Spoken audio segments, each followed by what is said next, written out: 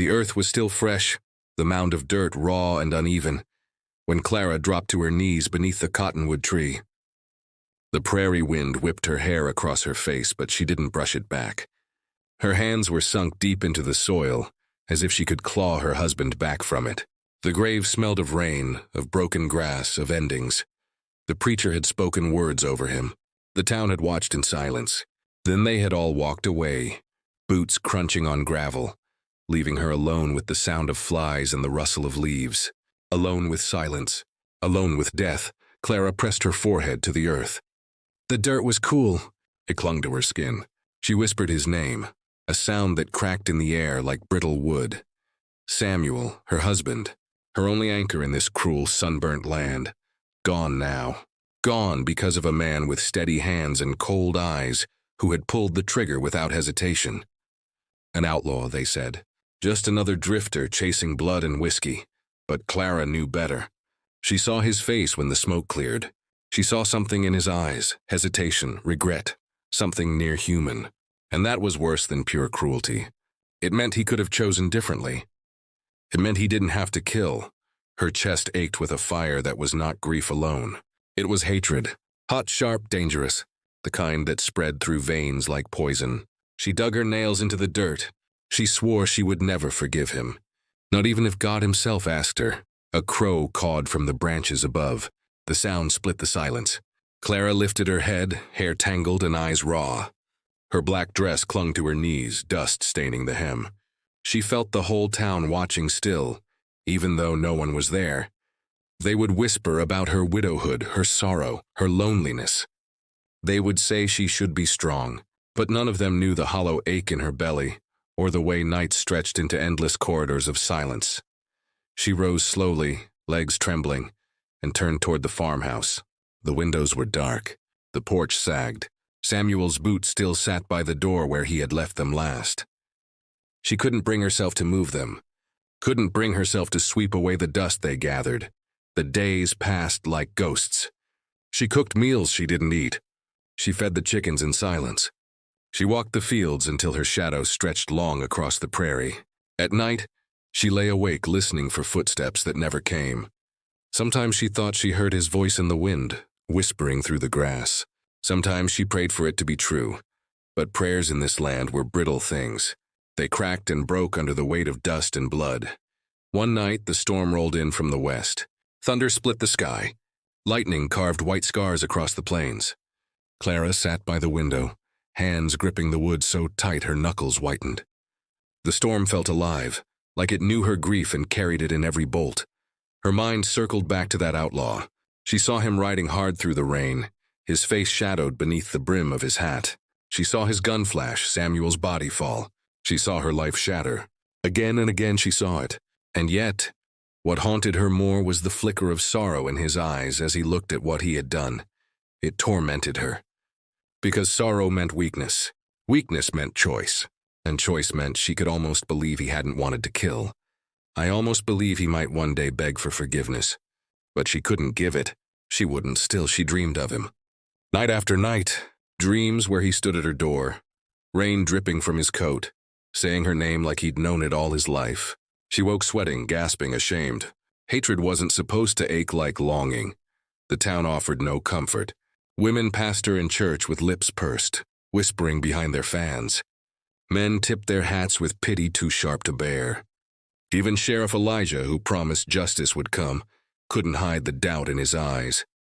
Outlaws slipped through cracks like water, and the man who had taken Samuel's life was still out there, breathing, walking, living, while Samuel rotted in the ground. One evening, Clara sat again beneath the cottonwood tree. The wind rattled the leaves like bones. She traced her fingers across the wooden cross hammered into the dirt.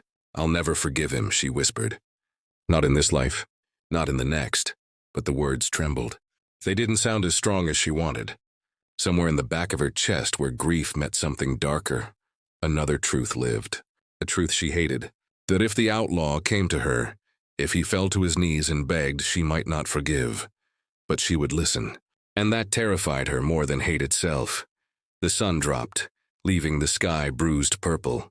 Shadows lengthened across the prairie. Clara rose, skirts heavy with dust, and walked back toward the farmhouse. The door creaked. The floor groaned. She sank into Samuel's chair by the fire, clutching the empty space beside her. And for the first time since he died, she let herself weep without holding it back. The sound filled the lonely rooms, raw and jagged, like the cry of some wounded thing the earth had not yet claimed. In the distance, coyotes howled. The night answered her grief, and somewhere far across the prairie, a man with tired eyes and blood on his hands stirred in his sleep, as if her voice had reached him in the wind. The night was so quiet Clara could hear the clock ticking in the kitchen. Each second echoed like a nail being driven deeper into wood. The prairie was still, the wind hushed as if the world itself held its breath. Then she heard it. Boots. Slow, heavy, deliberate. Dragging across the warped boards of her porch, her body froze. The sound was unmistakable. A man's weight, a man's rhythm, not the skitter of a coyote or the restless kick of the wind. Someone stood outside her door, close enough to touch the walls, close enough to press their face against the glass. Her heart climbed into her throat. For a moment she couldn't breathe. The only light in the house came from the fire, its glow flickering across the floor. Her rifle leaned against the wall, only a few steps away, but her legs felt nailed to the chair. The boots shifted again, scraping the wood, pausing just beyond the threshold. She thought of Samuel's boots by the door, empty, waiting. The thought stabbed her chest with such sharpness she nearly cried out. Finally, with hands trembling, she forced herself to stand.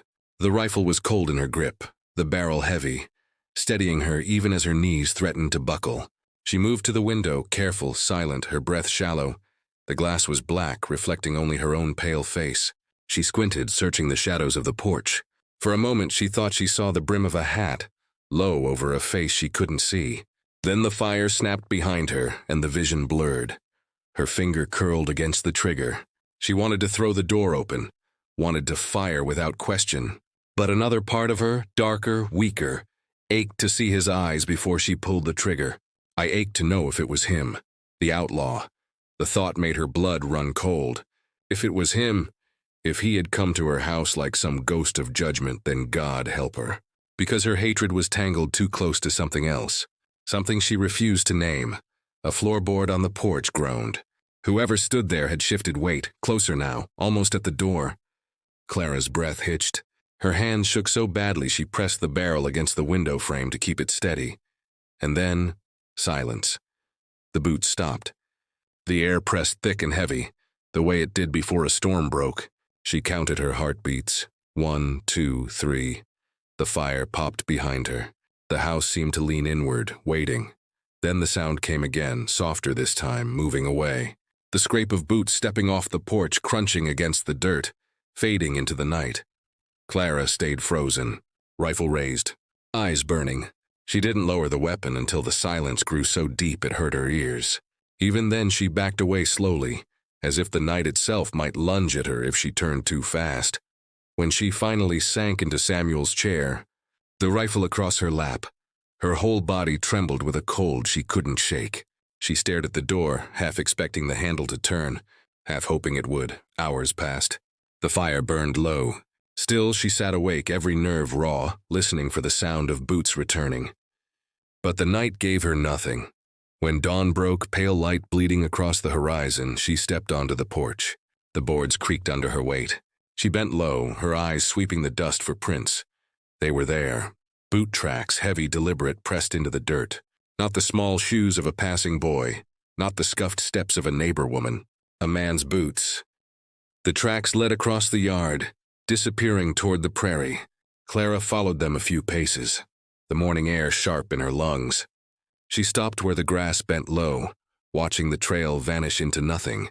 Whoever it was, he hadn't come to rob. He hadn't broken a window, hadn't touched the door. He had only stood there, close enough to hear her breathing if she'd been near the window. Close enough to watch her. Her stomach knotted. If it had been the outlaw, he knew where she lived. He knew her house, her fields, her loneliness. He could come back whenever he wanted. The thought should have filled her with fury, with terror. And yet, standing there in the pale dawn, she felt something else. A pull deep in her chest, sickening and unshakable. If it had been him, If he had stood outside her door in the darkness, why hadn't he knocked? Why hadn't he broken in? Why had he only waited? The question haunted her as she returned inside. The tracks clung to her mind all day, as she fed the chickens, as she drew water from the well, as she stood at Samuel's grave whispering prayers that no longer felt steady. By nightfall, the house seemed smaller, the shadows heavier. She lit the fire high, its glow filling the room, but still she kept the rifle close. Every creak of the house made her flinch. Every gust of wind against the shutters sounded like boots returning. When sleep finally dragged her under, her dreams betrayed her. She saw him again, hat low, eyes shadowed, standing on her porch with rain dripping from his coat. She dreamed his hand lifted, hovering near the door, trembling as if he wanted to knock but couldn't. She woke with her heart pounding, her throat tight with shame.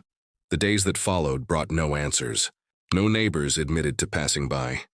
Sheriff Elijah shook his head when she asked, saying no stranger had been seen in town. But Clara knew what she'd heard, what she'd felt. Someone had stood outside her door that night, watching, waiting. And deep down, though she prayed against it, she feared the truth, that she wanted it to be him. The saloon smelled of whiskey and old wood, the floor sticky beneath boots. Smoke hung heavy in the air, curling around the dim lamps, blurring faces into shadows. Sheriff Elijah Harper sat alone at the end of the bar, his badge catching the faint glow of lantern light. He nursed his glass without drinking, staring at the amber swirl as if answers might surface. His jaw clenched tight, a muscle twitching every few seconds. Men laughed behind him. Cards slapped on the table, but none of it reached him. His silence weighed heavier than any noise, because Elijah carried a secret, one that threatened to hollow him out from the inside. Years ago, before the badge, before the oath, he had ridden with the very outlaw who now haunted Clara's nights. They had shared campfires, whiskey bottles, and stolen coins. They had watched the sun bleed red over the desert horizon and believed themselves untouchable. The outlaw's name was Silas, a name Elijah could never scrub from his memory, no matter how many sermons he sat through or how many men he locked in the jailhouse. Silas, with his sharp grin and quicker draw. Silas, who had laughed at death as if it were a passing joke. Silas, who had killed Samuel beneath the cottonwood tree and left Clara a widow. The sheriff's hand tightened around the glass. He had once called that man brother. Footsteps approached. Elijah didn't look up until the bartender spoke low. "You're sitting heavy tonight, Sheriff." "Bad dreams?" Elijah forced a small shrug. "Dreams don't keep me up, memories do." The bartender frowned but asked nothing more. That was the way of men in these parts, secrets left unspoken, buried under whiskey and dust. But Elijah knew he couldn't bury this one forever.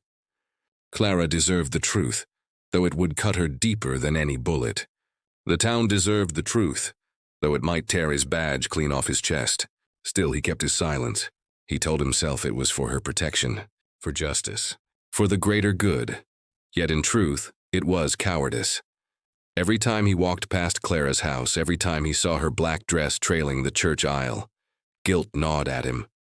He remembered the night he had left Silas's gang, his hands shaking, his voice breaking as he swore he'd never ride lawless again. Silas had only laughed, clapped him on the shoulder, and said, "One day, brother, you'll come back." Now Silas was back indeed, not as a ghost, but as a man still breathing, still killing, still roaming free. Thunder rolled outside, sudden and sharp. Elijah startled, the sound dragging him into the present. He tossed coins onto the bar and rose, his coat heavy on his shoulders. The night air cut cold. He walked the dirt street, boots sinking into the mud left by the afternoon rain. Lamps burned in windows, flickering like tired eyes. Somewhere a woman sang soft, the tune floating from behind closed doors. Elijah's hand brushed the badge pinned to his chest. The metal was cool, unyielding, a weight he no longer felt worthy of carrying. He had sworn to protect the town, to protect Clara. But how could he when his silence tied him to the very man who had destroyed her? He stopped outside the jailhouse. The building loomed dark, the cells inside empty. He leaned against the post, head bowed, rain dripping from the brim of his hat. For a moment he imagined Silas locked inside, hands around iron bars, eyes burning with the same old fire. He imagined walking to Clara's house and telling her the outlaw would hang at dawn, but the vision shattered. because he knew it was a lie. Silas was too clever, too fast, too haunted by his own demons to be caught easily.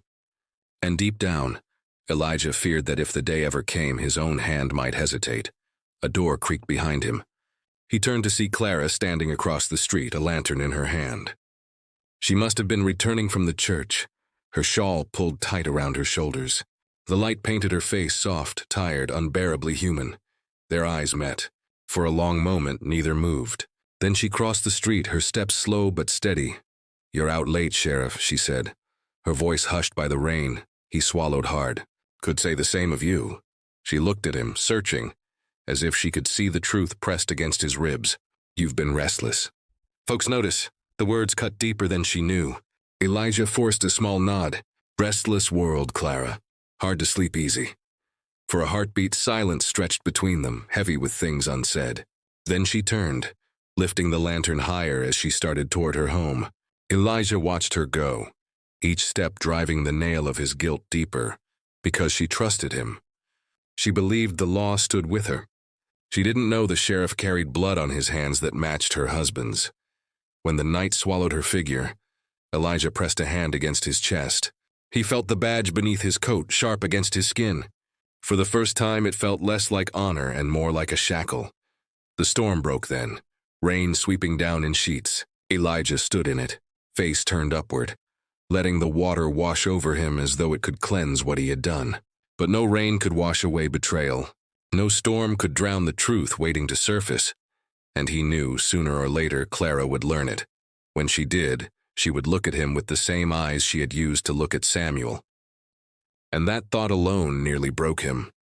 The rain had come suddenly, fierce, hammering the roof like 1,000 fists. Clara sat by the window, staring at the sheets of water that blurred the world into silver shadows. The lamp flickered, its light trembling across the room, as if it too feared the storm. She pulled her shawl tighter, but the cold still found her bones. Nights stretched long now, filled with silence too heavy to bear. The storm only deepened it, making every heartbeat echo like thunder. Then came the knock, sharp, sudden, splitting the storm. Clara's breath caught. No one visited her after sundown. No one dared, not since Samuel died. She rose, her skirts brushing the floor, and crossed the room with her lantern. The knock came again, softer this time, almost hesitant. Her hand trembled on the latch. She thought of the boots on her porch nights before, thought of the outlaw's shadow, imagined or real. Her heart pounded, but still she opened the door. Sheriff Elijah stood there, rain dripping from his hat, his coat plastered to his frame. His face was drawn, his eyes dark with something she could not read. "Evening, Clara," he said, his voice low. She stepped back, wordless, letting him in. Water pooled on the floor where he stood, steam rising from his shoulders as he shook off the storm. She closed the door, sealing them both in the lamplight and silence. For a long moment, neither spoke. The storm rattled the windows, lightning flashed, thunder rolled. Clara set the lantern on the table, her hands shaking as she reached for a cup. "You shouldn't be out in weather like this," she whispered. He watched her, his jaw tight. "Couldn't sit with my thoughts any longer." The words made her pause. She turned to him, cup forgotten, her eyes searching his face. Something raw lived there, sorrow, guilt, longing, she couldn't tell. It was too much all at once. "Elijah," she began, but her voice broke. He stepped closer. The lamplight cut across his face, carving lines of pain she had never seen so clearly. His hand lifted, hesitant, then dropped again as though the weight of it was too much. "You deserve the truth," he murmured. "But I ain't strong enough to give it yet." Clara's chest tightened. She didn't know what he meant, not fully, but the hurt in his tone sank into her bones. She had carried her own grief too long to mistake the shape of another's. The storm crashed louder, shaking the house. She felt small, fragile, breakable. And in Elijah's eyes, she saw the same fragility mirrored. She didn't know who moved first. Maybe it was him, maybe it was her. But suddenly the space between them closed. His hand brushed her cheek, rough and trembling. And before she could stop herself, she leaned into it. Their lips met. It was not gentle. It was desperate. Broken, as though both sought something neither believed they deserved. His breath mixed with hers, warm against the storm's chill. Her hands gripped his coat, soaked through heavy with rain. For a heartbeat, the world outside ceased to exist. Then the weight of it crashed down. Clara tore back, her chest heaving, her face flushed with shame. "No," she whispered, voice shaking. "We can't." Elijah stood frozen, rain dripping from his hair, his eyes wide with the same horror. His hand fell to his side as if burned. "I'm sorry," he rasped. "God forgive me." He broke off, turning away, his shoulders hunched like a man carrying a coffin on his back. Clara pressed a hand to her lips, the taste of him still there, mingling with the bitter sting of guilt. Samuel's face burned in her mind. His laugh, his steady hands, the way he had called her name on summer evenings. And here she stood, betraying his memory with the very man sworn to uphold justice in his name. Tears blurred her vision. "You should go," she whispered. Elijah turned, his face carved with sorrow. For a moment she thought he might argue, might fall to his knees and beg her to let him stay. But he only nodded, slow and hollow. He stepped to the door, pulled his hat low, and slipped into the storm without another word. Clara sank into Samuel's chair, her body trembling. The storm roared, drowning her sobs. She clutched the shawl tight, as though it could shield her from what she had done. Yet beneath the shame, beneath the grief, something else throbbed in her chest. A spark she hated, a spark she could not smother. Desire, forbidden, dangerous, wrong. She pressed her palms to her eyes, whispering Samuel's name until her throat went raw. But it did not erase what had happened. It did not erase the memory of Elijah's lips on hers, or the way her body had leaned into him, as though it had always known the shape of him. The storm raged on, merciless. And inside the small house, Clara sat in silence, knowing the world had shifted, knowing nothing could ever be the same again. The desert wind carried dust and silence. Evening fell slow, painting the sky in bruised purples and blood-red streaks. Clara stood at the edge of the yard, her shawl pulled tight when the sound of hooves broke across the horizon. Her breath caught. A lone rider approached, slumped in the saddle, his horse lathered with sweat. The closer he came, the more her heart pounded, each beat like a drum inside her chest. When he slid from the saddle, she saw his face. Silas, the outlaw who had ended Samuel's life, the man who haunted her dreams and her hatred alike. His coat was torn, stained with blood not yet dried. His left hand pressed hard against his side, crimson seeping through his fingers. He staggered forward, his boots dragging across the dirt until he collapsed against the fence. Clara could not move. Rage surged through her veins, but beneath it ran something colder. Fear, fascination, a terrible pull she could not name. "Don't—" His voice rasped low, broken. He lifted his head, eyes catching hers in the fading light. They were not the eyes of a monster. They were weary, hollow, full of a sorrow deeper than she had imagined. "Don't shoot." Not yet. Her rifle was in her hands before she realized it. The barrel gleamed, steady, aimed at his chest. Her breath shook, her finger hovering on the trigger. This was the moment she had prayed for. The moment she had sworn would come, yet her body refused to obey. Silas coughed, blood flecking his lips. His hand trembled as he reached for the fence, trying to pull himself upright. The effort sent him collapsing back to the dirt, his face twisted in pain. "I didn't mean—" His voice cracked. "That day, I didn't mean to kill him." The words cut like knives. Clara's chest tightened, fury battling with the memory of Samuel's blood on the earth. "Liar," she spat, her voice sharp, shaking. He shook his head weakly. "No, he drew first. God help me, I was faster. But when he fell—" His breath hitched. "When he fell, I knew I'd carry it forever." Clara's arms trembled. She wanted to hate him, wanted to pull the trigger and watch justice or vengeance spill across the dirt. But the sorrow in his voice rooted her to the ground. Silas pressed a shaking hand to the wound at his side. His other hand lifted, trembling as though he meant to reach for her. He stopped halfway, fingers curled, unable to bridge the distance. "Do it," he whispered. "End it now. You'll be free of me." The rifle felt heavier by the second.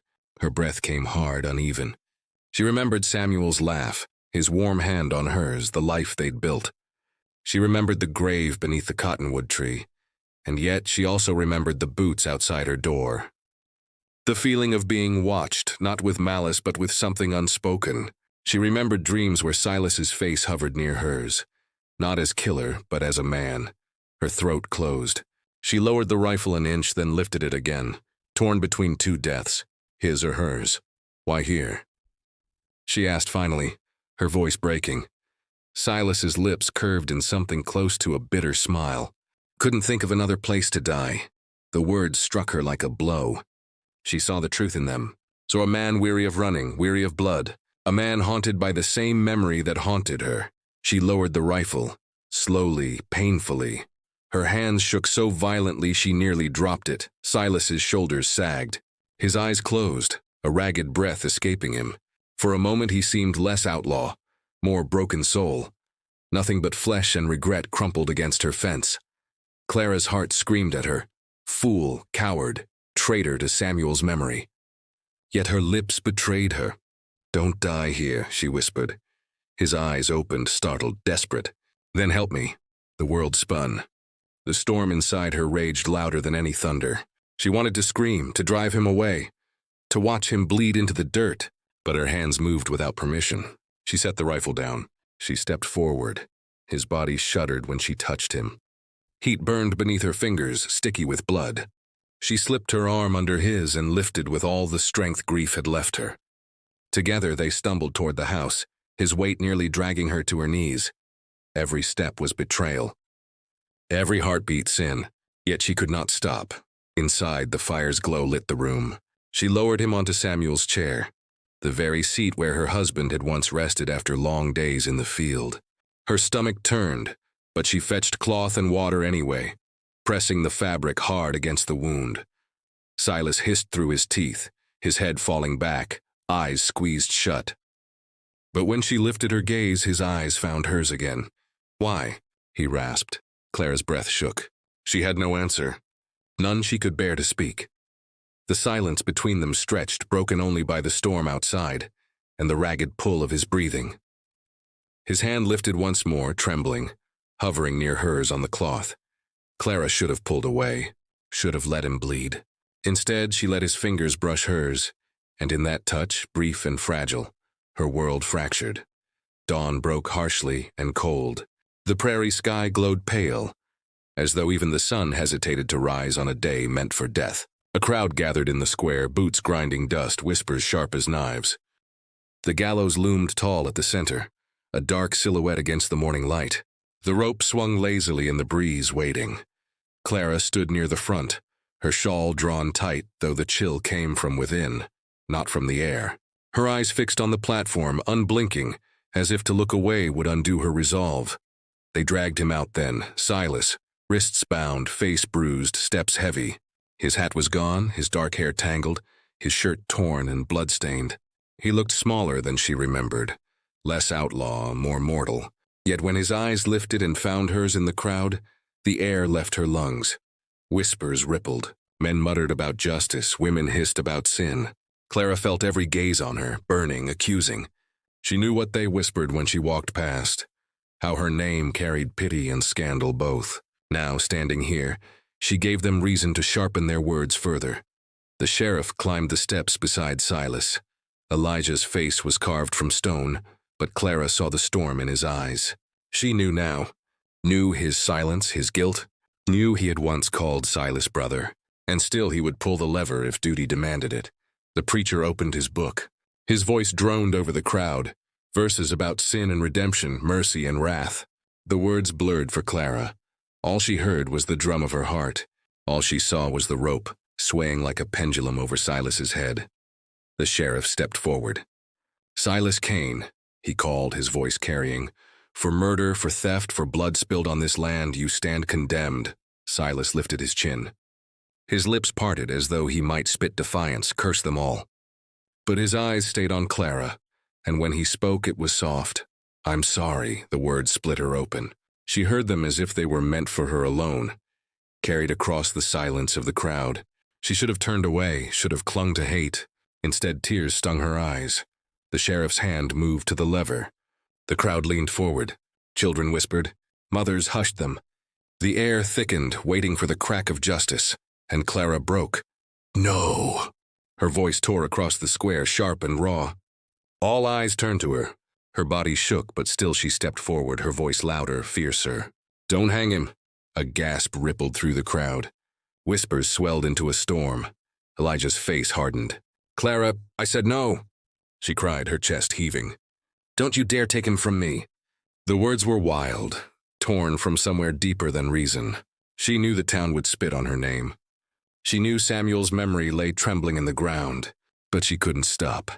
"Spare him," she whispered, her voice breaking now, trembling like a candle in the wind. "Please." Silas's eyes widened. His hands, bound tight, trembled. His lips moved as though he wanted to speak her name, but could not. The sheriff's hand froze on the lever. His jaw clenched, torn between law and loyalty, between the woman before him and the oath he carried. The crowd roared with anger. "Hang him!" voices shouted. "Justice!